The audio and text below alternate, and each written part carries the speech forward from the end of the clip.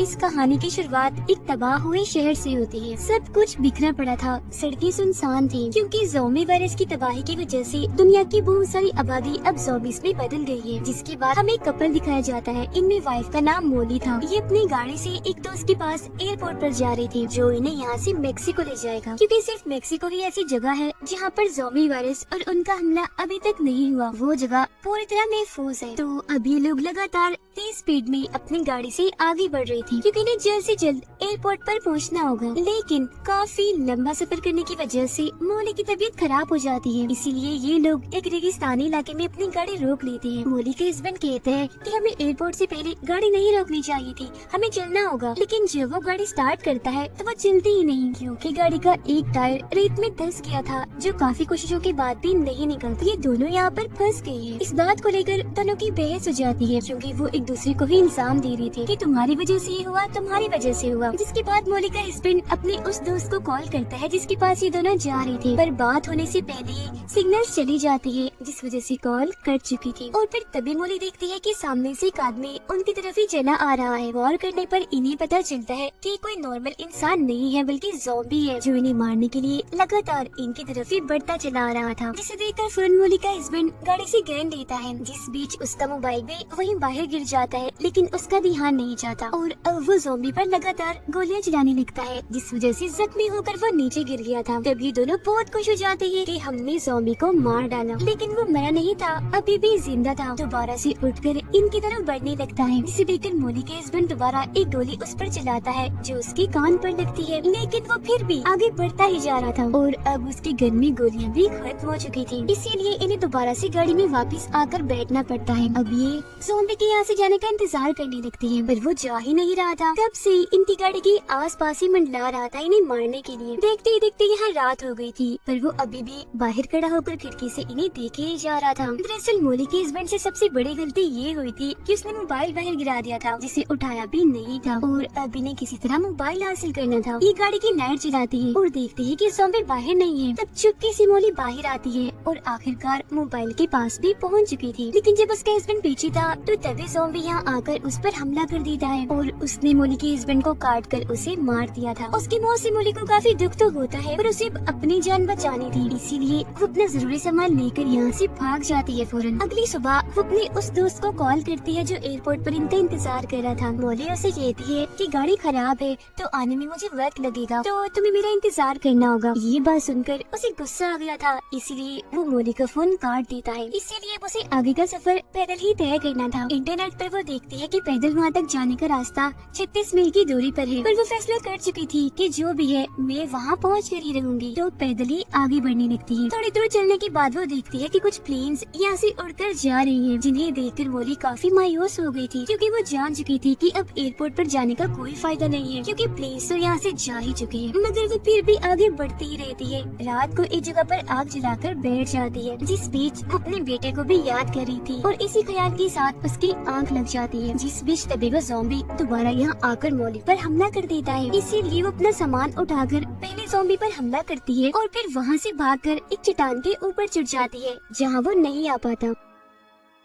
अगली सुबह वो देखती है कि ज़ॉम्बी अभी भी चट्टान के नीचे यानी उसके करीब ही है, जो उसके पास आने की कोशिश कर रहा है। तो वो अपना सामान लेकर यहाँ से दोबारा भागने लगती है। हालांकि ज़ॉम्बी भी उसका पीछा करता है, पर वो आराम आराम से चल रहा था तो इतनी आसानी से उस तक नहीं पहुँच सकता था। लेकिन जब मोली एक जगह पर रुक गई थी तो दोबारा से वो उसके पास आने लगता है। अब यहाँ वो पत्थर से उसे डराकर भगाने की कोशिश भी करती है, पर वो उसे नजरअंदाज करके उसकी तरफ बढ़ता ही चला जा रहा था। और यहाँ एक बार फिर रात हो जाती है, इसलिए मोली एक चट्टान के ऊपर आग जलाकर बैठ जाती है क्योंकि वो जानती थी कि ज़ॉम्बी चट्टान पर नहीं आ सकता, तो वो यहाँ महफूज है। अब अगली सुबह उसे दोबारा अपने दोस्त की कॉल आती है। वो उसे कल सुबह तक का टाइम देता है, कहता है कि अगर तुम कल सुबह तक एयरपोर्ट पर आ गई तो ठीक है, वरना हम तुम्हें छोड़कर यहाँ से निकल जाएंगे। जिसका मतलब था कि एक मौका अभी भी उसके पास था यहाँ से निकलकर अपनी जान बचाने का। इसीलिए वो दोबारा से आगे बढ़ने लगती है, लेकिन ज़ॉम्बी तो अभी तक उसका पीछा नहीं छूटता। उसके खाने पीने का सामान भी खत्म हो गया था, जिस वजह से उसे कमजोर कमजोरी हो रही थी और पानी की कमी तो बहुत थी। ऊपर से गर्मी भी बढ़ती जा रही थी। यहाँ वो रुक भी नहीं सकती थी क्योंकि ज़ॉम्बी उस पर हमला करके उसे मार देगा। लेकिन काफी थक जाने की वजह से उसकी आंखें बंद होने लगती है और फिर तभी यहाँ रेत का एक काफी बड़ा तूफान आ जाता है, जिस तूफान में वो ज़ॉम्बी के साथ फंस जाती है और बेहोश हो गई थी। फिर जब उसे होश आती है तो वहाँ से एक गाड़ी गुजर रही थी। वो उन्हें आवाज लगाकर रोक लेती है, जिसके अंदर से दो आदमी बाहर आते हैं। सबसे पहले वो मोली को पीने के लिए पानी देते हैं। वो फिर इन्हें बताती है कि मुझे एयरपोर्ट जाना है, तभी मैं यहाँ से निकल सकती हूँ, तो प्लीज आप मुझे ले चलिए। तो अब ये लोग मोली को गाड़ी में बिठाते हैं। वो देखती है कि मेरा बैग मेरे पास नहीं है। कहती है कि शायद वो वहीं गिर गया होगा जहाँ मैं बेहोश पड़ी थी। तो अब ये दोनों उसका बैग लेने के लिए चले जाते हैं। गाड़ी में मोली खून के निशान देखती है, जिससे वो समझ गई थी कि ये दोनों कोई शरीफ लोग नहीं है बल्कि खूनी है। वो घबरा गई थी। फिर ये दोनों लड़की वापस गाड़ी में आकर मोली से कहती है कि हमें भी एयरपोर्ट जाना है,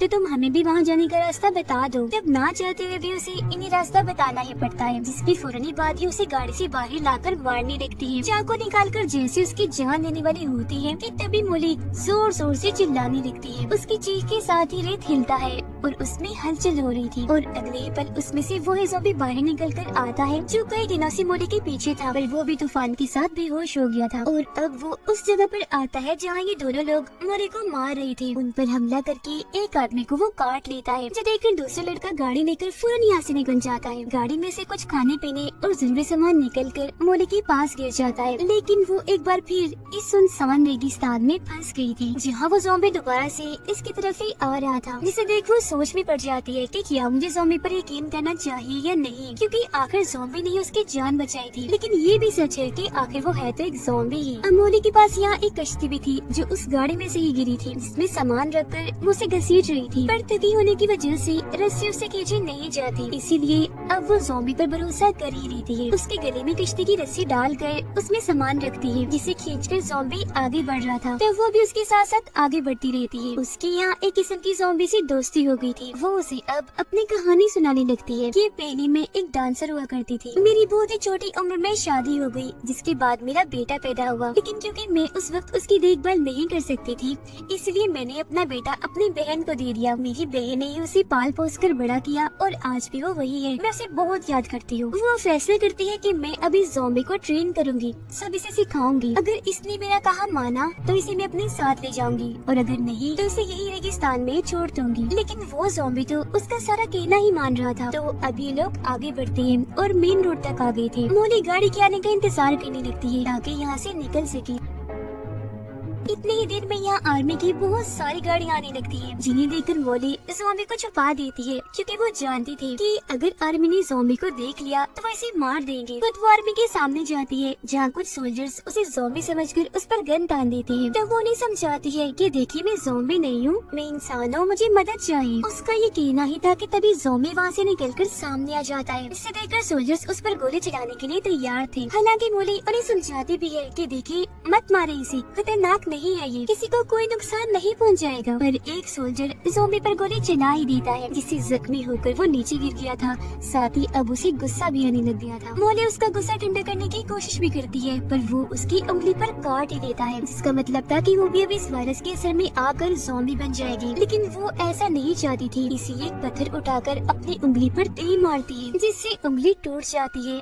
यानी ये वायरस अब उसके जिस्म में नहीं फैलेगा। और अब क्योंकि आर्मी यहाँ से जा चुकी थी, तो ज़ॉम्बी के साथ वो दोबारा से आगे बढ़ना शुरू कर देती है। लेकिन वो सड़क पर ही लेट गया था क्योंकि काफी थक चुका था। तब मोली की नजर सामने जाती है, जहाँ उसे एयरपोर्ट दिख जाता है। वो काफी खुश हो गई थी क्योंकि वहाँ जाने के लिए वो कब से मेहनत कर रही थी। ज़ॉम्बी जख्मी भी था, इसलिए सड़क से उठ ही नहीं पा रहा था। इसे देखकर मोली समझ जाती है कि वो दर्द में है, इसीलिए उसे दर्द से छुटकारा देना होगा। तो वो एक पत्थर उठाती है और ना चाहते हुए भी उसे ज़ॉम्बी पर दे मारती है, जिससे उसकी आखिरकार मौत ही हो जाती है। आगे बढ़ते हुए वो अपने दो दोस्तों के पास पहुंच गई थी, जो इसे मेक्सिको ले जाएंगी, जहाँ ये वायरस अभी तक नहीं आया। लेकिन यहाँ से निकलने से पहले वो अपनी बहन को कॉल करती है, जहाँ उसका बेटा भी था। फोन उसका बेटा ही उठाता है, जो बहुत ज्यादा डरा हुआ था। बताता है कि मुझे घर में कैद किया हुआ है, क्योंकि बाहर बहुत सारे ज़ॉम्बीज हैं जो अंदर आने की कोशिश कर रहे हैं मुझे मारने के लिए। जो सुनकर मोली जोली अपने बेटे के लिए काफी परेशान होने लगी थी, क्योंकि उसे लग रहा था कि शायद मेरी बड़ी बहन भी इस ज़ॉम्बी वायरस की लपेट में आ चुकी है या वो भी मारी गई है। वो जानती थी कि मेरे बेटे को इस वक्त मेरी जरूरत है, इसीलिए वो मेक्सिको जाने का फैसला बदलकर अपनी बहन के घर जाने का फैसला करती है और उसके दोनों दोस्त यहाँ से निकल जाते हैं। वो गाड़ी में बैठकर ज़ॉम्बीज़ को मारते हुए आखिर उस जगह पर पहुँच जाती है जहाँ उसकी बहन का घर था। यहाँ सब कुछ तबाह बर्बाद हुआ पड़ा था। वो अब जैसे अपनी बहन के घर में आती है तो उसे ये जानकर काफी दुख होता है कि मेरी बहन और उसका हस्बैंड मारे गए हैं, क्योंकि वहाँ शीशे पर खून से कुछ लिखा हुआ था। वो फौरन अपने बेटे के कमरे में जाती है जो अपने टेंट में ही छुपा हुआ था, मगर काफी डरा हुआ लग रहा था। अपने बेटे को सही सलामत देखकर वो काफी खुश हो जाती है और फौरन उसे लेकर नीचे आती है, जहाँ दरवाजे पर बहुत सारे ज़ॉम्बीज़ थे जो अंदर आने की कोशिश में लगे हुए थे। वो अपने बेटे को कहती है कि तुम बस मेरे पीछे रहना और हाथ में बेलचा उठा लेती है। दरवाजा जैसे ही खुलता है वो ज़ॉम्बीज़ पर हमला करके सबको ही मार डालती है और इस तरह से खुद की और अपने बेटे की जान बचा लेती है, सिर्फ अपनी बहादुरी की वजह से, क्योंकि पिछले काफी वक्त से